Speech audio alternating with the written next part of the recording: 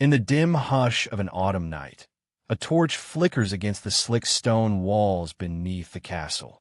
Shadows move like breathing things, stretching, trembling, recoiling as though they too fear what walks these corridors. The tunnels smell of damp moss and salt, the memory of the sea trapped within the stones. The air tastes of earth and old prayers, a silence so deep that even the drip of water feels like sacrilege. Somewhere far above, a bell tolls from the burning village, each chime muffled, as though smothered by smoke. The sky above the castle must be orange now, streaked with ash and the cries of those who ran too late. The wind that slips through the cracks carries the scent of burning thatch, of charred wheat, of things that once had names. Down here, the world ends quietly. The servant girl tightens her grip around a velvet pouch, its weight small but unbearable. Inside lies a signet ring, still warm from the queen's palm. The heat of loyalty, the mark of ruin. It presses into her hand like a secret that will not let go. Her fingers are stiff, scraped raw by stone and fear. The light from her lantern trembles against her breath. "Keep moving," whispers the nurse, her voice thinner than the smoke. The woman clutches the small prince to her chest, his face hidden beneath the folds of her cloak. His cough breaks the quiet like a crack in glass. They have been told never to speak the queen's name again, never to utter her titles or her prayers. In silence, she is safer. In silence, perhaps she still breathes. And so they move as ghosts, their footsteps careful, their hearts loud. They pass beneath carved saints long eroded by centuries. Their faces are little more than hollows now, eyes worn smooth by the hands of the desperate. The girl glances up at one of them. Once, he must have been a patron of mercy. Now, his mouth has crumbled away, leaving only the suggestion of a smile or a scream. The servant wonders which it is. Each tunnel splits and twists, the stone damp beneath her palm. These walls have seen betrayal before. They hum with it. Old wars, old queens, old rebellions. The tunnels do not forget. They only wait. A gust of wind creeps through the cracks and extinguishes her torch. For a moment, the darkness is entire. Her breath catches, not from the cold, but from the feeling that something ancient has just inhaled her fear. Then, from behind, the nurse lights her own flame, its glow returning like dawn through mist. The servant girl does not look back. She cannot. Behind her lies the court, or what is left of it. The great hall once filled with the scent of wine and cedar now reeks of blood and smoke.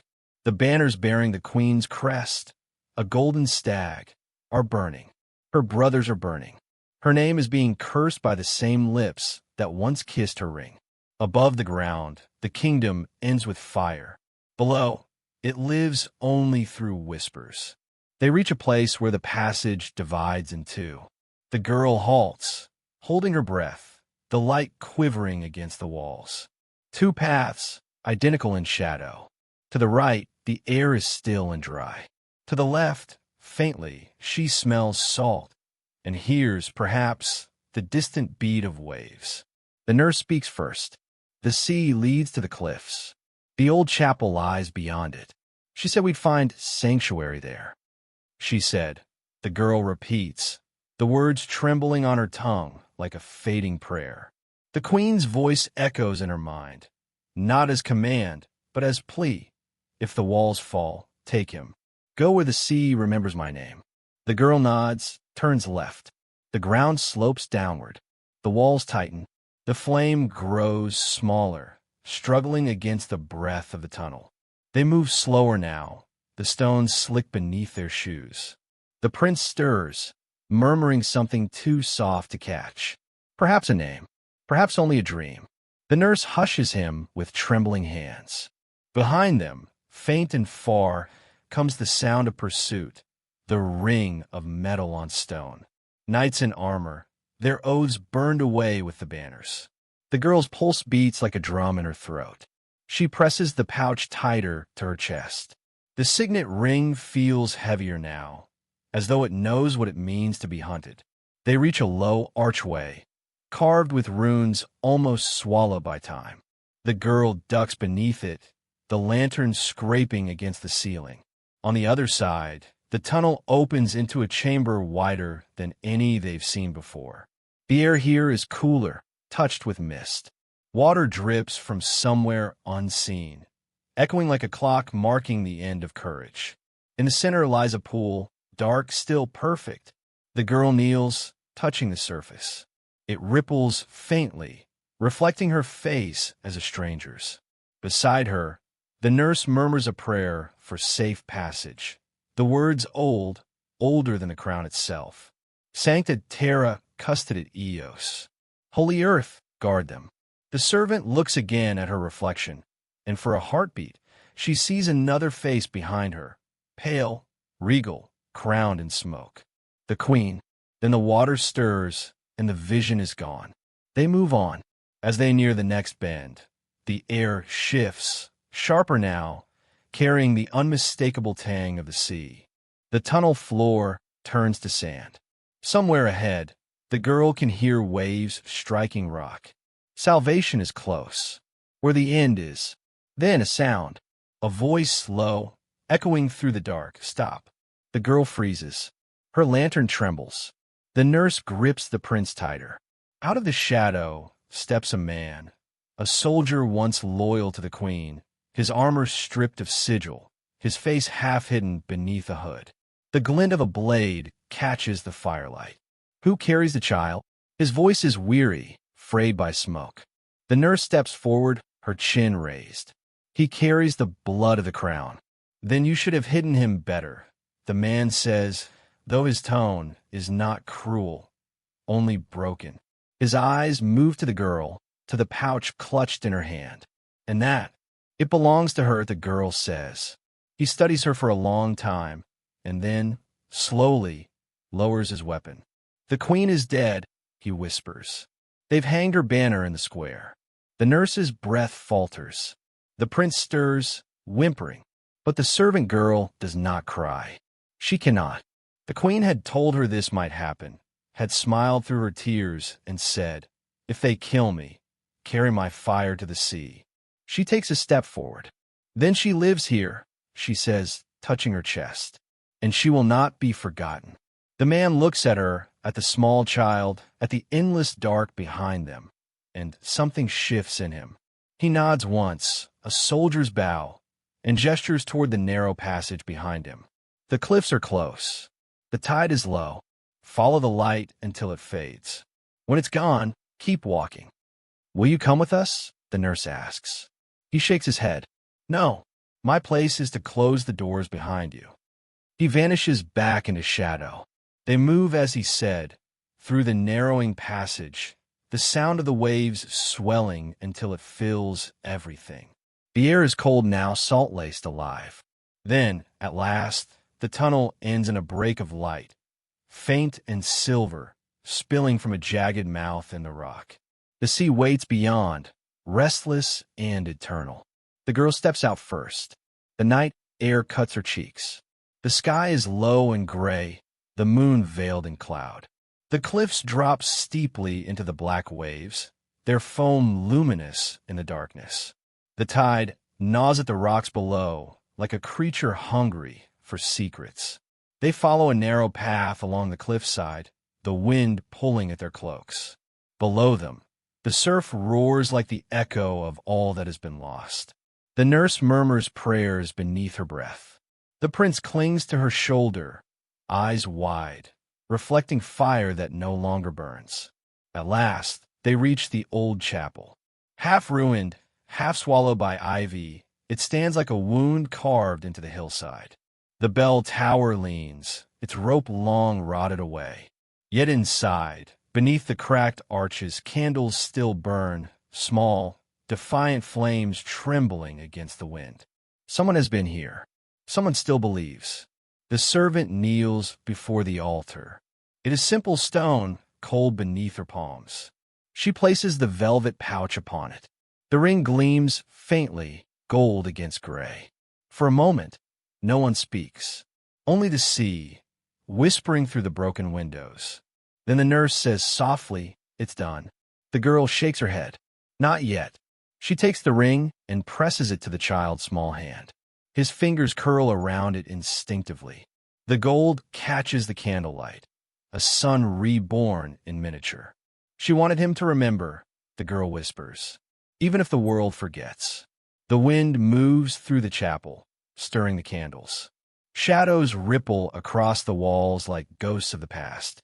The servant looks toward the doorway, where dawn is just beginning to rise, pale, uncertain. She can almost hear the queen's voice carried on the wind, a whisper threaded through the sea's song. "Live where I could not." She closes her eyes. Outside, the tide climbs higher, erasing footprints one by one. The tunnels breathe out their last secret. Somewhere deep within the castle's ruins, the final bell tolls, slow, mournful, like the heartbeat of a dying kingdom. The servant girl stands, her face turned toward the faint light of morning. The prince sleeps against the nurse's shoulder, the ring still warm in his hand. Above them, gulls cry into the wind, white wings cutting through ash. And as the first rays touch the sea, the girl whispers a name she was forbidden to speak. The sound is soft, but the world hears it. The tunnels keep their promise. They protect. They forget. They bury. But not everything stays buried forever. The rain fell in sheets against the castle's outer walls, drowning the cries of the dying guard. Thunder rolled like the judgment of forgotten gods, echoing through towers that once rang with music and feast. Now, only the storm sang. Through the murk and moonless dark, the castle's banners hung limp and drenched, their colors bleeding into the night. Mud swallowed the footprints of the fallen. In the great courtyard, the flames of torches sputtered and died one by one, leaving behind only the smell of iron, smoke, and despair. Beneath that world of ruin, beneath the stone ribs of the keep, a hidden stairway waited, steep, narrow, and slick with centuries of secrets. The queen's gown clung to her body like a second skin, soaked and heavy. Each step she took was a prayer disguised as a footfall. Her hand trembled as she gripped the rough stone wall, its coldness reminding her that she was still alive, still bound to this mortal coil, even as the world above her crumbled. Her loyal knight led the way. His armor had long since shed its shine, the metal now dulled by rain and battle. In his hand, a rusted key, ancient, sacred, heavy with memory. It was said to have sealed traitors below, men who had once feasted in the very hall, now burning overhead. The same hall where laughter had once drowned out conscience, where oaths were sworn over goblets of wine. Oaths now broken, and blood now spilled. The torches hissed as moisture from the stone ceiling dripped down upon them. The air was thick, part earth, part decay, part prayer. Every drop that fell echoed like a distant footstep, and every echo carried a whisper of dread. The queen's eyes, rimmed with exhaustion, followed the light of the torch ahead, her only guide through the suffocating dark. Behind her, a nurse clutched the swaddled child close, whispering lullabies not for comfort, but for silence. The child stirred, his small voice rising, one fragile cry that pierced the silence. The nurse's hand flew to his mouth. "Hush," she whispered, breath trembling, "the dead are listening." The knight paused. He turned, the firelight catching the sharp lines of his face. His eyes, dark as the sea beyond, met the queen's. No words were exchanged. None were needed. Duty had already claimed every syllable they might have spoken. The tunnel stretched before them, its mouth narrowing like a throat about to swallow them whole. The walls bore carvings, names, dates, confessions. The desperate graffiti of those who had vanished here. The queen's fingers traced one of the names, the letters rough against her skin. She felt the pain of those who had come before. Prisoners, lovers, betrayers. Their voices were gone, but their fear lingered, etched into the very marrow of the stone. A sudden gust of air swept through the corridor, extinguishing one of their torches. The flame died with a hiss, leaving only two left to fight the darkness. The knight raised his remaining torch higher, his voice low. "Keep close, your grace. The air grows thin ahead." She nodded. Her lips parted as if to answer, but only mist escaped her mouth, the ghost of her breath mingling with the cold. Far above them, the castle moaned beneath the weight of the storm. Stones cracked. The echoes of battle, the clash of steel, the shouting of men, had long faded, replaced by the steady rhythm of rain. Time itself seemed to slow in that tunnel. There was no sense of direction, no measure of hours, only the pulse of fear and the sound of dripping water. The knight's thoughts drifted as they descended. He remembered the first time he had seen the queen, radiant in the candlelight of the great hall, a crown of gold resting upon hair the color of autumn wheat. She had smiled that night, not as a monarch, but as a woman unburdened. Now that smile was gone, devoured by duty and war. They came upon a wooden door, half-rotted, bound by iron rings. The knight knelt, the key trembling in his gloved hand. For a moment, he hesitated, not from fear, but from reverence.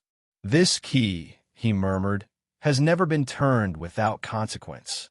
The queen stepped forward. "Then let tonight be no different." The lock groaned as he turned it. The sound echoed down the tunnel like the cry of a waking spirit. Beyond the door, the passage widened.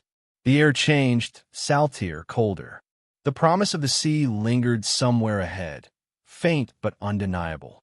They pressed on. The flame of the last torch bent backward, as if drawn toward the tunnel's end. The walls here were slick with roots, thin, black veins that reached down from the earth above. Water trickled over the stone, carrying the taste of old storms. "Do you hear it?" the queen whispered. The knight tilted his head. Beneath the endless dripping and their own soft footsteps came another sound, the slow, rhythmic breathing of the sea. It was faint like a dying man's sigh, but it was there. Hope, or something that resembled it, stirred in their chests. The nurse stumbled, nearly losing her grip on the child. The queen turned, her hands catching the nurse's arms. Their eyes met, fear mirrored in both. "We're close," the queen said softly. "Hold him tight." They reached the final archway, low and narrow. Beyond it, the darkness broke open into a cavern. There, the walls glistened with salt, and the roar of the tide filled the chamber like the voice of a god. At the cavern's edge, a small wooden boat rocked in the black surf, tethered to a ring of iron. Its hull was weathered, its oars slick with seaweed. The knight approached it first, his boots sinking into the sand. The sea wind struck his face like absolution, cold and clean. He turned back once, his torchlight illuminating the queen and the child in her arms. For a moment, time stood still, as if the entire world was holding its breath. Behind them, far up the tunnel, faint flickers of light began to appear. Torches, their pursuers. "They're coming," the nurse gasped. The knight drew his sword. The steel gleamed like a silver flame in the darkness. He looked at the queen, the weight of years in his eyes. "You must go, now." But the queen did not move. She stared down the tunnel, her face pale yet resolute. "And you?" He gave a small, weary smile. "My oath ends here." She reached out, her hand brushing the side of his face, a gesture not of royalty, but of farewell. "You've carried more than any man should," she said softly. "Let this burden end with mercy." He bowed his head, unable to speak. The nurse climbed into the boat, cradling the child close as the waves lapped at the hull. The queen followed, her gown heavy with rain and memory. The knight untied the rope, his hands lingering for a heartbeat on the wood. The queen met his eyes one last time. Tell them I did not flee, that I chose silence over surrender." The knight nodded. "The sea remembers, my queen." She turned away, her voice barely above the roar of the wind. "Then let it keep our truth." The knight pushed the boat into the black water. The tide caught it immediately, pulling it outward into the storm. The torchlight flickered, then vanished, swallowed by mist. From the mouth of the tunnel, he watched as the queen's silhouette became a shadow, and then nothing. Behind him, footsteps, armored, hurried, relentless.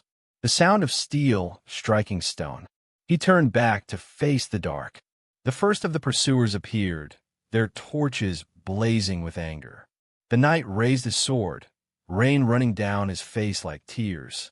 The storm outside echoed his fury. Lightning split the sky. Thunder answered his defiance. What followed was not a battle, but a requiem. Steel clashed. Sparks flew. Blood met stone. When it was over, the tunnel was silent once more. The torches guttered, one by one, until only darkness remained.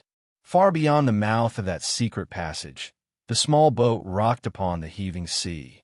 The queen held the child close, her eyes fixed on the faint line of dawn rising beyond the waves. For a brief moment, the storm broke. The clouds parted, revealing a pale slice of moonlight that touched the water like a benediction. She whispered then, a single word too soft to catch. Perhaps it was a name, perhaps a vow.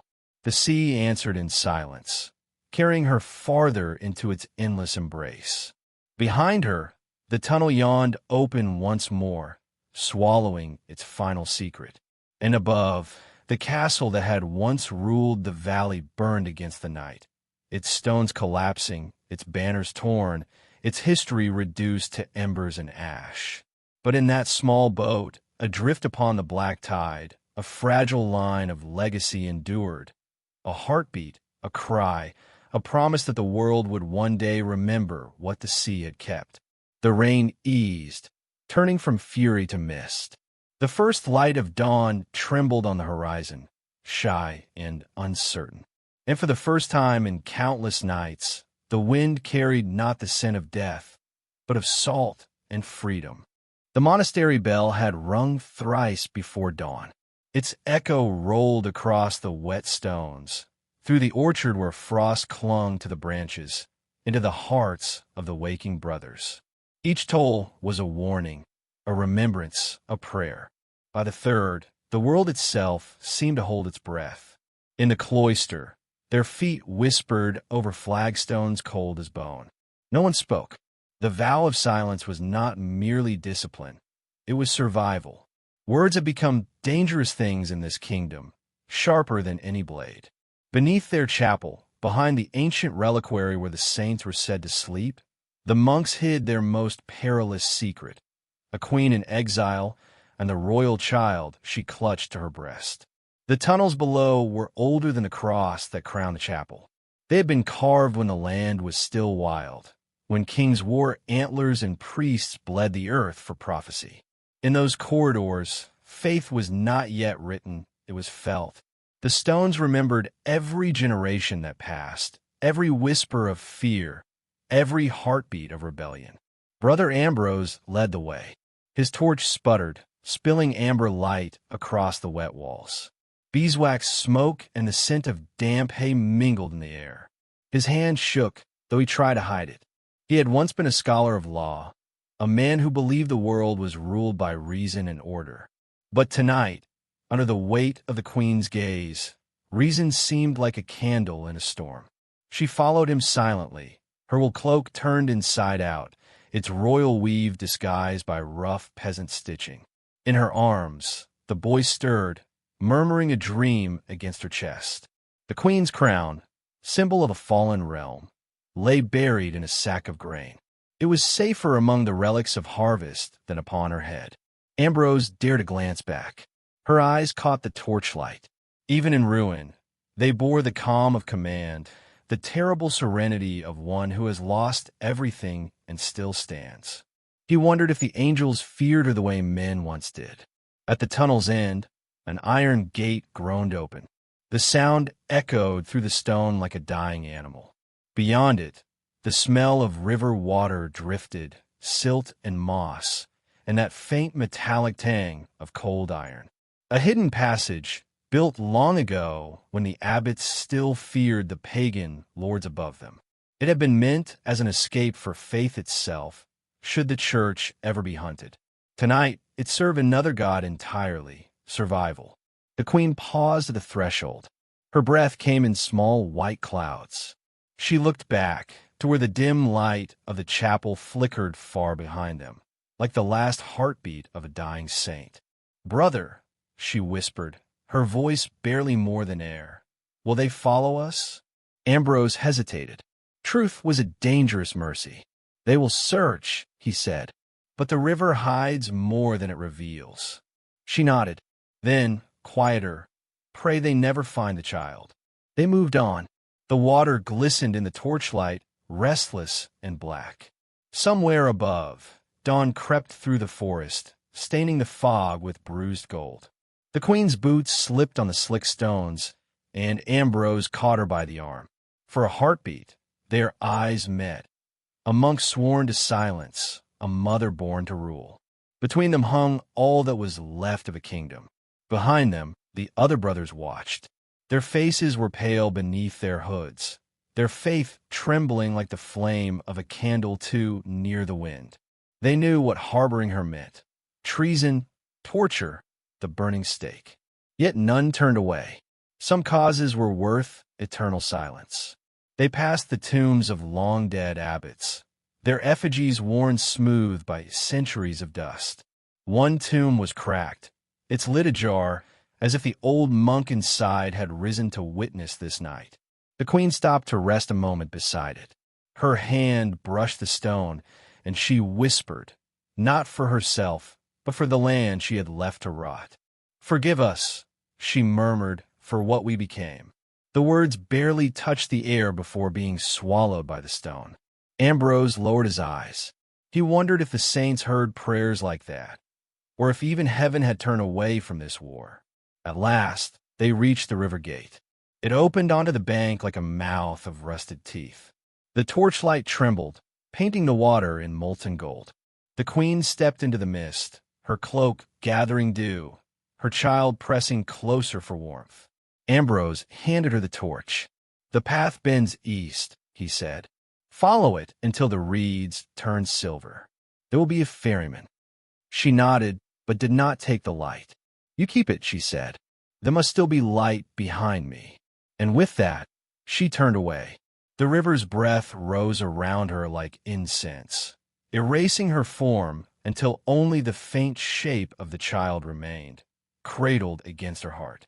Then that too dissolved in a fog. Ambrose stood for a long while, the torch hissing in his hand. His knees trembled. He had carried kings to trial, watched cities burn, read the scriptures until his eyes bled, and yet nothing had ever felt as holy as that silence. When he returned through the tunnels, the monks were kneeling in the chapel. The morning bell rang again, its note echoing through the cloister, announcing dawn to a world that no longer felt the same. Ambrose knelt among them. No one asked where he had been. The silence was their covenant now, sealed not by words, but by witness. Above, the sun broke through the mist, washing the monastery in pale light. To any passerby, it would seem a place of perfect stillness. Only the faint hum of bees near the hives, the slow tolling of the bell. But beneath those stones, history shifted. Power had changed hands, not through sword or sermon, but through the quiet mercy of frightened men.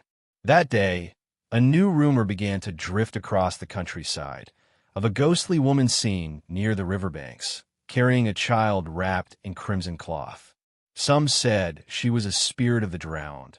Others whispered she was the queen herself, hiding among fishermen and widows. The church said nothing. The silence was safer than denial. And in the scriptorium, Brother Ambrose began to write. Not scripture, not law, but a record of faith as it truly was, fragile, human, trembling in the dark. He wrote of the tunnels, the torch, the queen's prayer. He wrote in ink made of ash, so that even his words might someday fade like smoke. At the close of his final entry, He penned only this: "We buried the crown beneath the grain, and from its hunger, the kingdom will one day rise again." The ink dried, the bell tolled once more, and far beyond the river, through fog and rumor, a child's cry answered. The tunnels breathed like a living thing. Moisture dripped from the stone ribs above, every droplet echoing like a ghost's heartbeat. The scent of iron and rain hung in the air, the perfume of war and its aftermath. Beneath Carehaven's crumbling throne, the kingdom's last bloodline moved through darkness, half legend, half shadow. The boy king stumbled, his bare feet slicing on unseen shards. His hand, small but burning with fevered resolve, clung to the woman beside him, the queen who once commanded 10,000 men and the loyalty of half a continent. Now, she was only a mother fleeing through her own tomb. Her cloak, once crimson with royal dyes, was little more than ash and thread. Every step left behind the ghost of an empire. Sir Edric led them, once a knight of the white sigil, now a man without crest or oath. His armor whispered softly, a broken hymn carried on damp air. Once, those same plates had sung in sunlight, clashing with the rhythm of banners, drums, and horns. Now, they murmured only of failure, of vows kept too long. They moved slowly. Each corner breathed uncertainty. Each echo could be a pursuer.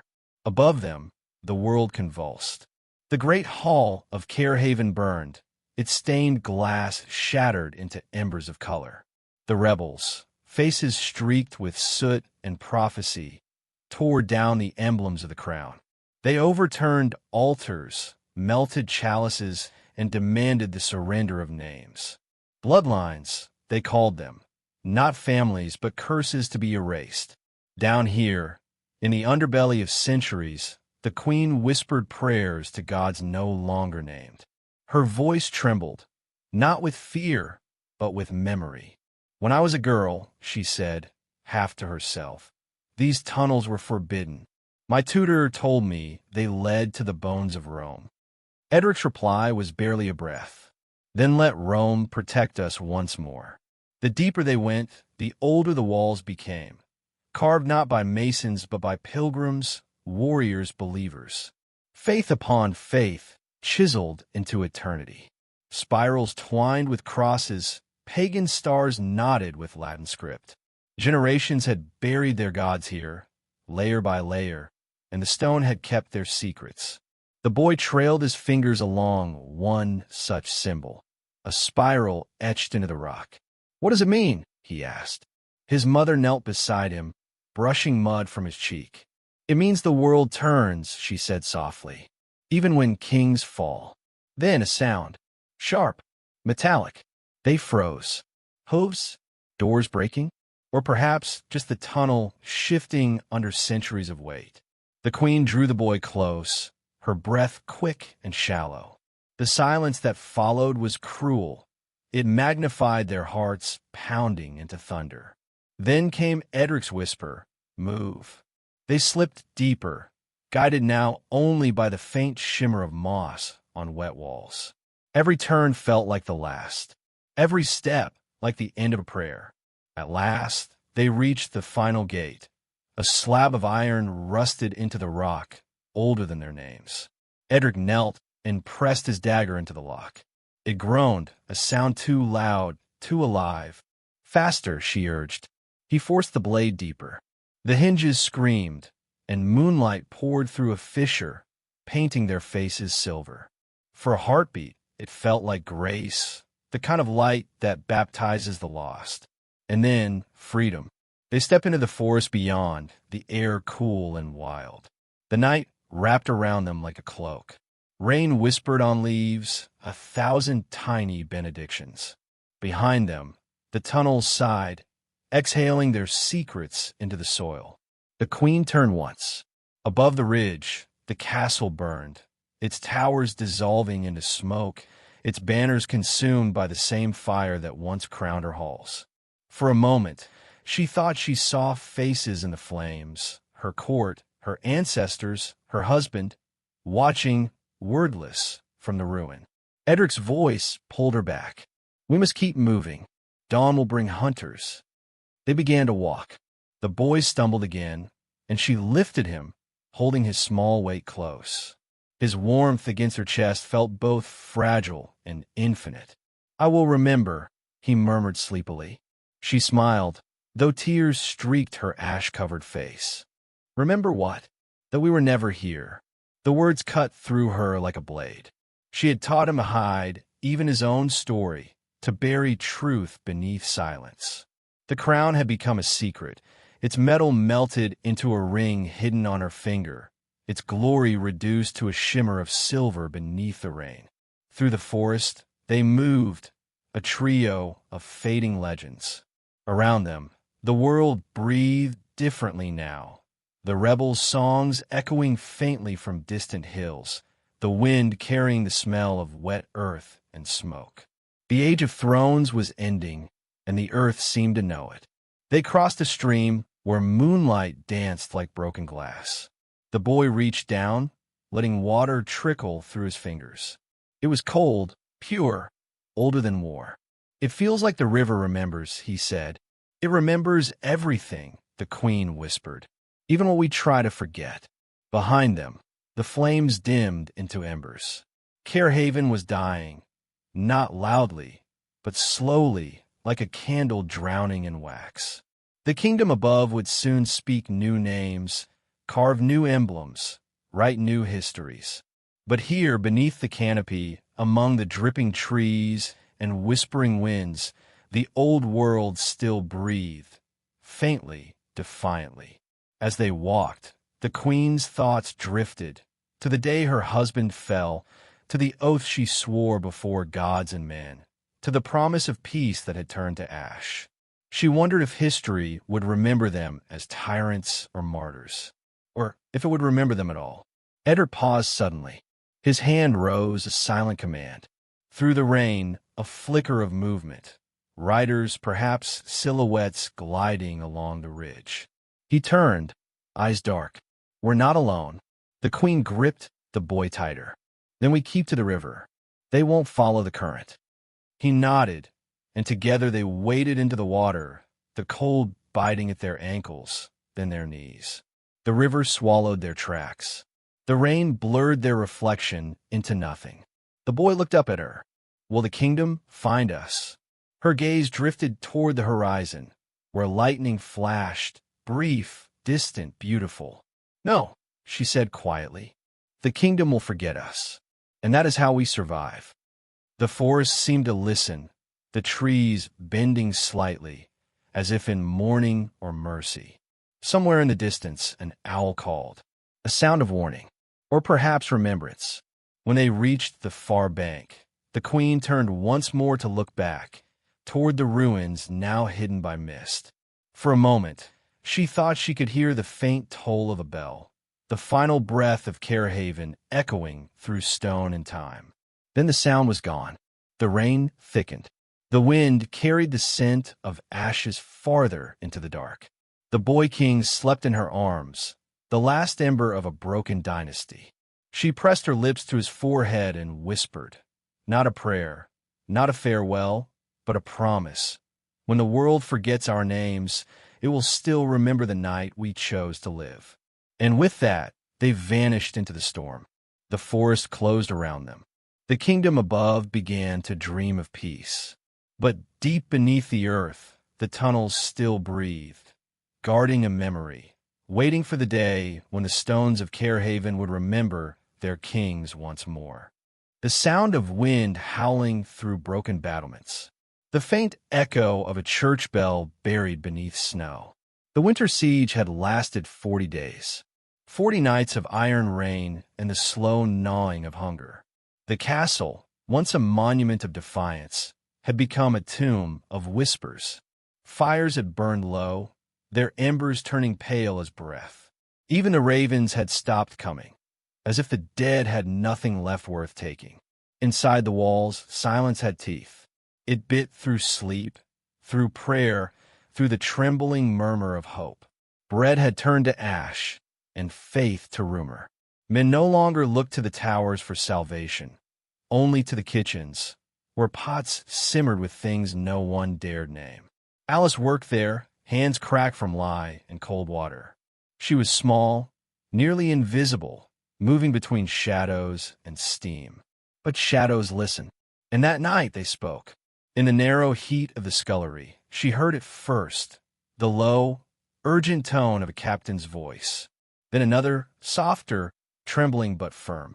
"The Queen's. The night is chosen," said the captain. "The guards at the east wall are loyal still." Alice froze where she stood, her breath caught between pots of boiling broth and a dying fire. "The girl," the Queen said, "the one who carries the lanterns at dawn. She'll come with us." Her name was never spoken, but Alice knew. That evening, as dusk pressed its blue palms against the castle walls, she was summoned. No words of explanation, no questions permitted. Only a gesture, the flick of a gloved hand, and the hollow sound of keys turning. The great hall smelled of cold iron and fear. A tapestry hung loose, its threadbare lions dull beneath torchlight. The Queen stood at the far end, veiled in gray. Her hands were steady, her eyes unseen.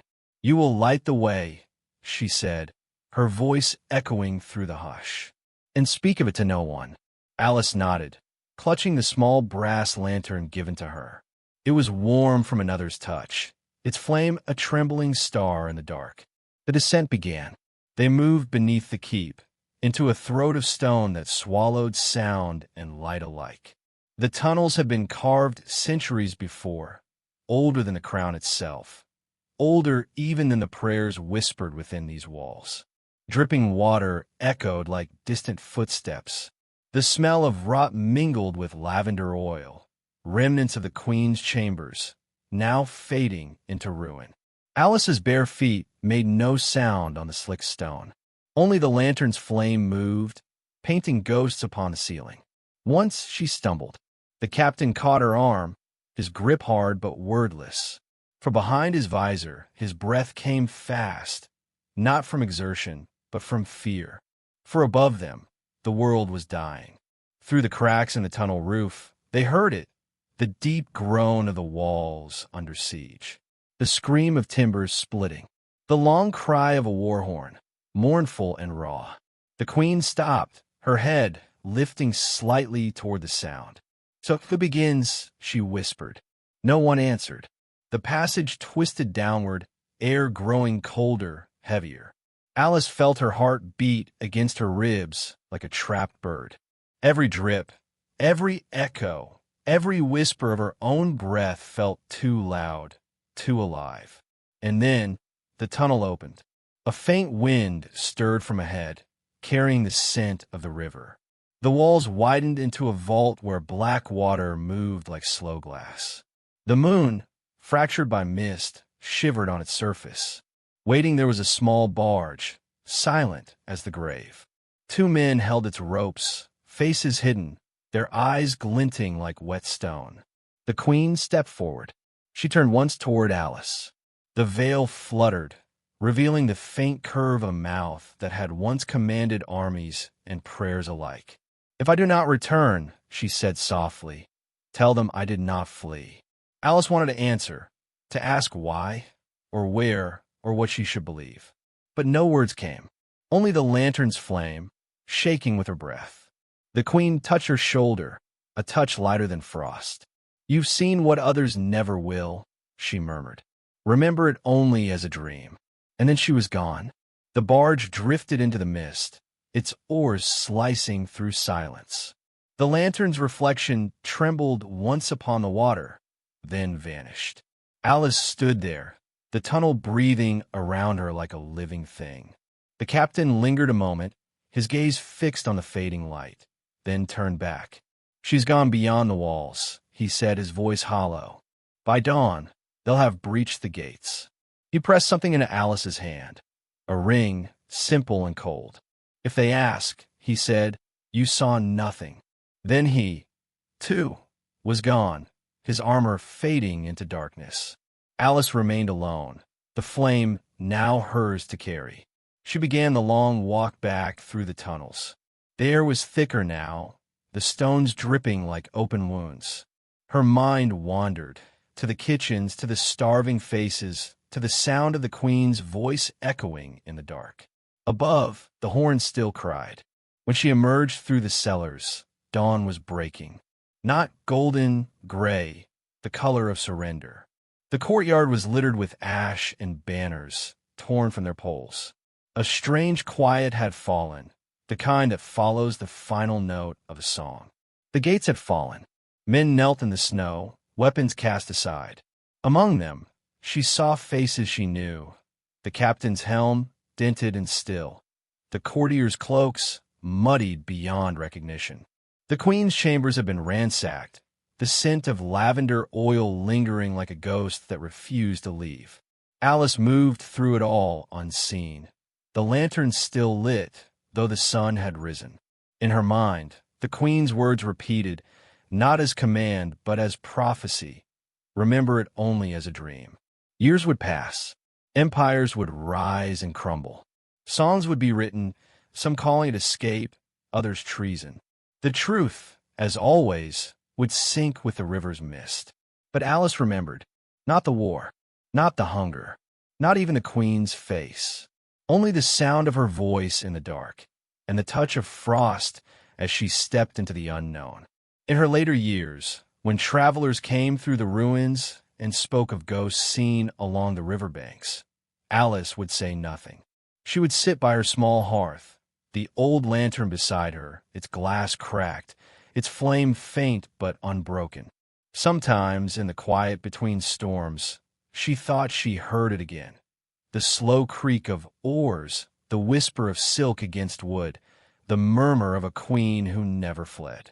And when she closed her eyes, she saw the light vanishing once more into mist, and felt, in her chest, the ache of something both lost and eternal. Because some secrets do not die with kings. They live on in the breath of those who witness them, and in the silence that follows. Fade out. The lantern flickers. The screen dissolves to snow. Its great stones, once proud and unyielding, now trembled beneath the weight of smoke and ruin. The wind carried the scent of burning pitch and blood, a thick perfume of endings. Every tower that had once sung with banners now whispered only ash. The horizon bled red. A cry rose somewhere within the courtyard, not of battle, but of mourning. Then silence.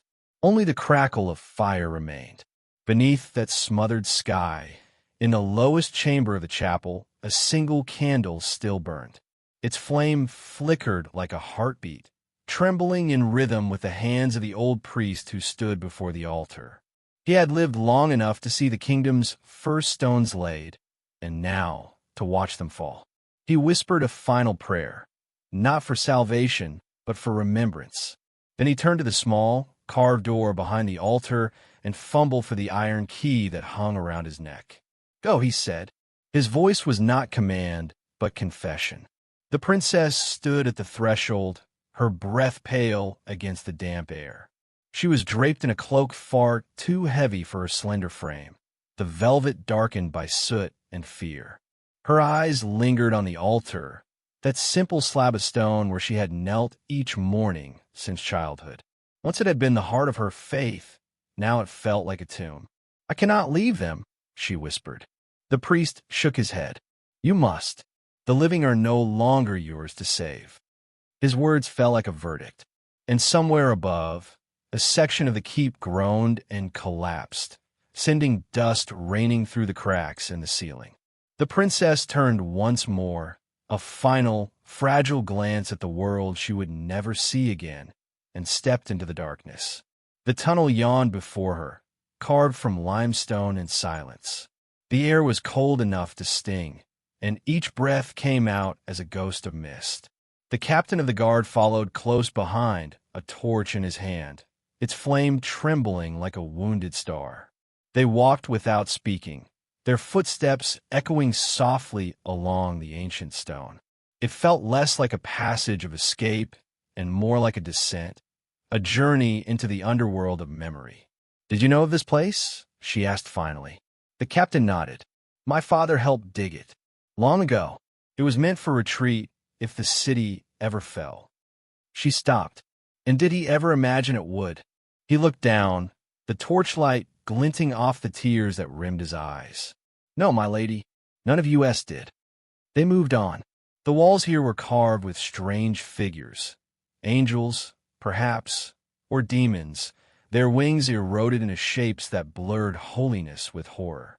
Each face seemed to watch them pass, eyes hollow, lips cracked in silent warning.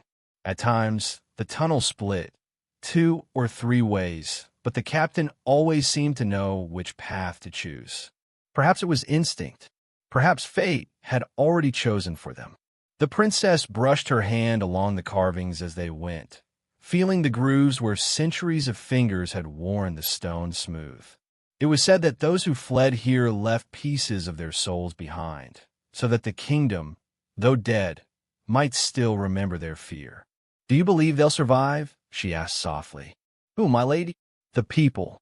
The torch flared briefly as he adjusted his grip. "Hope is the last thing to burn. Sometimes, even after the fire."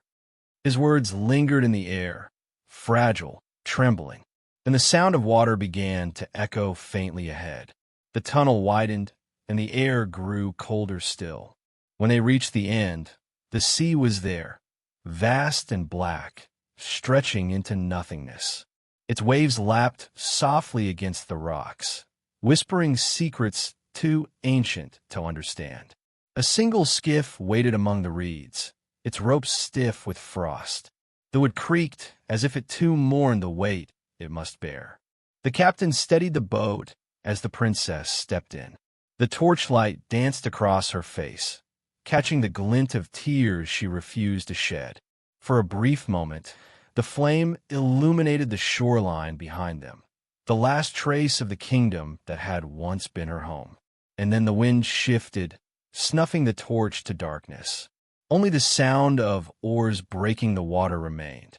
They drifted into the void, guided by the rhythm of the waves and the dim shimmer of distant stars. Neither spoke. Words here would have broken something sacred, the fragile balance between memory and mourning. In the cold silence, she thought of the city above, of the bell that would never toll again, of the children who once ran through the courtyards with ribbons in their hair, of the songs sung by the river during springtime, when all things still believed in tomorrow. Now, there is only the sound of her heartbeat, slow, deliberate, echoing against the vast stillness of the sea. The captain's voice came at last, rough and low. "When we reach the other shore, my lady, you must take a new name." She turned to him, her eyes pale in the moonlight. "A name without a kingdom?" He hesitated. "A name that can survive." She looked away. The sea around them shimmered faintly, black and silver like the surface of a blade. "Then let it be one no one remembers," she said. "For remembrance is a wound that never heals." The captain said nothing. His gaze lingered on her, the last light of a fallen world, and he rode on. Hours passed. The horizon was a single unbroken line between night and death. At some point, she closed her eyes and thought she could still hear the chapel bells, faint, distant, like echoes caught in stone. But when she opened them again, there was only the sound of the sea. "Do you think they'll tell this story?" she asked suddenly. The captain smiled faintly. "Stories are what remain when kingdoms fall. But truth doesn't survive," he said. "Only the telling does." The boat drifted on, swallowed by mist. Above, the first light of dawn began to touch the clouds, pale and uncertain, like a memory trying to return. For a moment, it painted their faces in silver. The princess reached out, her hand brushing the water. It was so cold it burned. "This dawn," she whispered, "belongs to no one." Far above, in the ruins of the chapel, the priest stood alone. The fire had not yet reached him. He sealed the hidden door with stone and pressed his trembling palm against the cold surface. "Forgive us," he murmured, "for saving so little." Then he turned toward the altar. Its candle burned to the base and sank to his knees. The sound of collapse rumbled through the halls like thunder. Dust fell around him, holy, inevitable. When his breath stopped, the castle exhaled one final sigh, a slow crumbling into the earth it once ruled. And then silence. Centuries passed. The sea changed its name 100 times. The stones of the castle became cliffs, and the chapel's altar turned to ruin, moss growing where prayers once rose. One winter morning, a band of fishermen found a hollow in the rocks, the faint outline of a tunnel sealed by weathered stone. When they broke it open, the air that escaped smelled of smoke and old tears. Inside, they found carvings of angels and demons, their wings worn to dust. And at the tunnel's end, they found the sea. The story spread like a whisper across villages and markets, of a princess who fled through the bones of the earth, of a captain who vanished with her, of a kingdom that died not with the sword, but with silence. But no one could say where they went. Some said the sea swallowed them. Others claimed they became ghosts, haunting the cliffs when the tide rose high.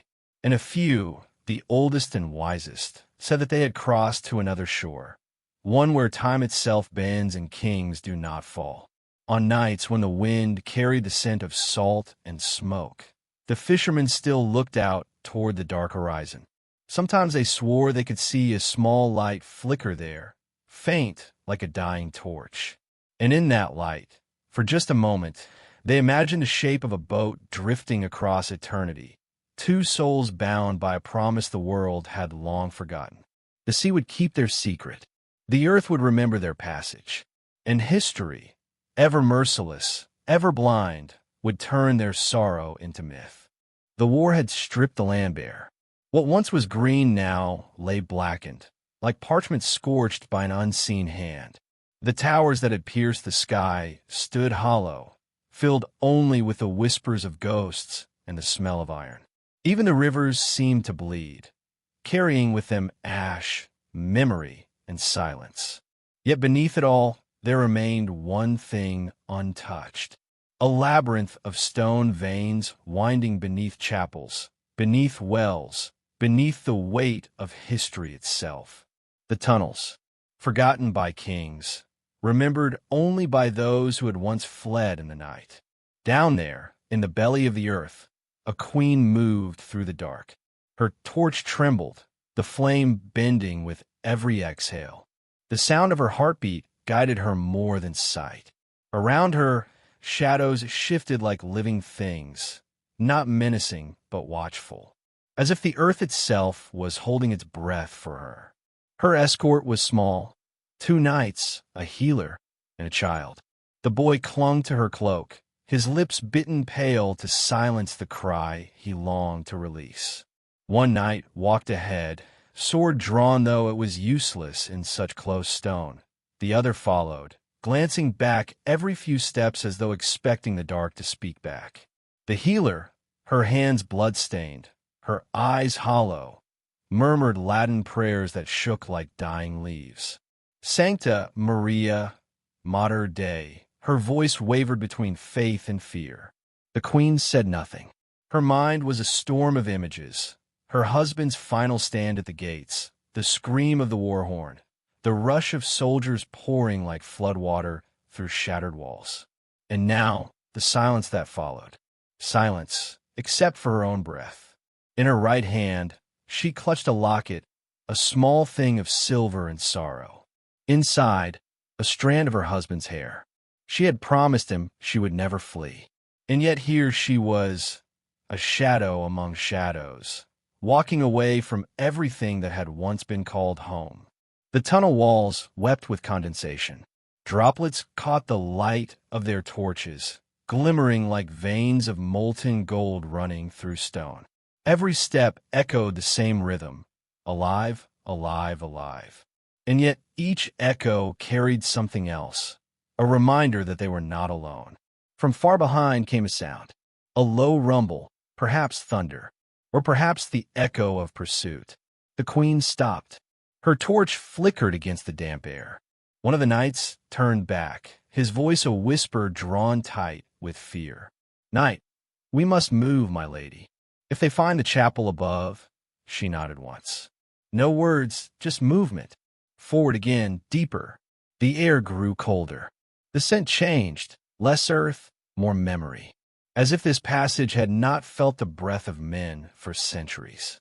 And then, without warning, the tunnel opened into a chamber vast and circular, carved by hands long dead. Pillars rose from the ground like ribs of an ancient beast, their surfaces etched with symbols that had faded into the color of dust. The ceiling was lost in shadow. Only the dripping sound remained, falling from darkness into still water below. The healer stepped forward, her trembling fingers tracing the wall. Her touch found a carving, faint but deliberate. Latin letters, half devoured by time. Regnum per umbris salvator. She whispered it aloud. The kingdom is saved through shadows. The words seemed to breathe, as though the chamber itself exhaled in answer. A silence followed, heavy, sacred. Then the queen spoke for the first time since they'd entered the earth.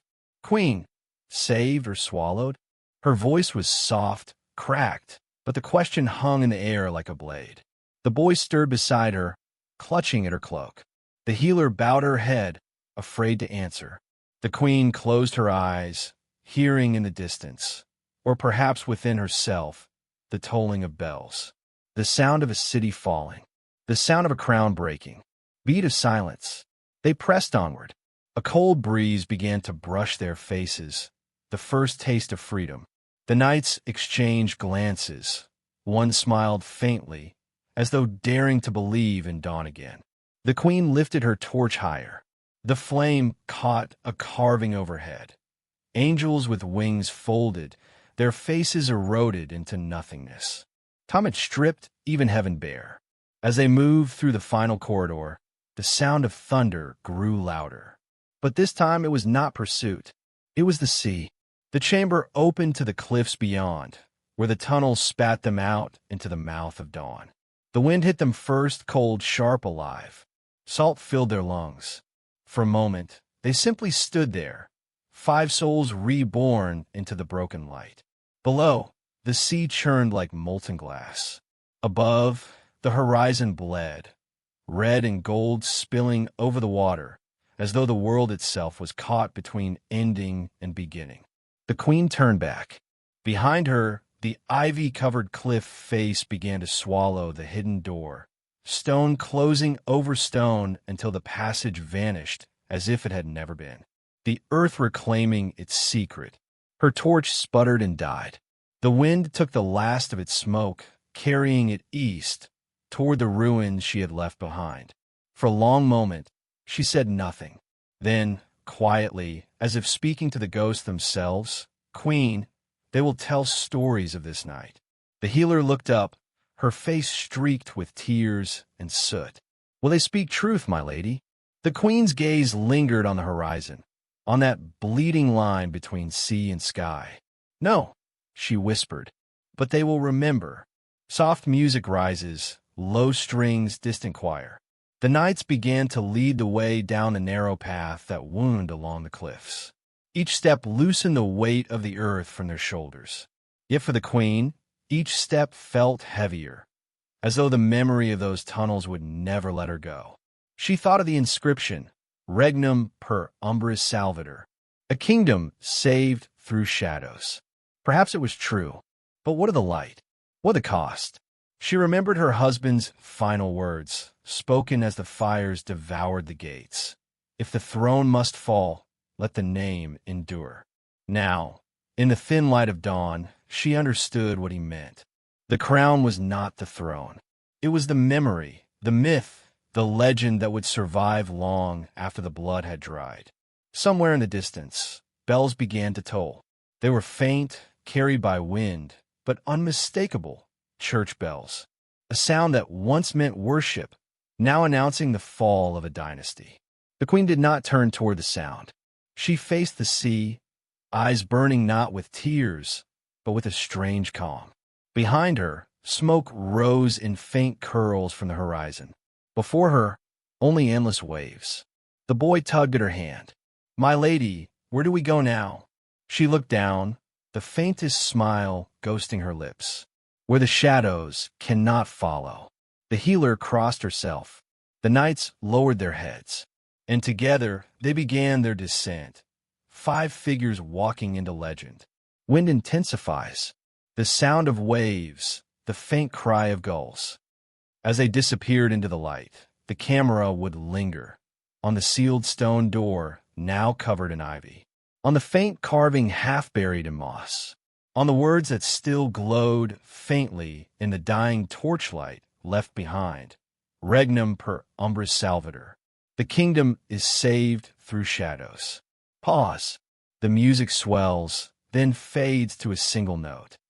Narration. Softly, history will never find the tunnels. It will speak of conquest, of fallen kings, of banners burned and thrones reclaimed.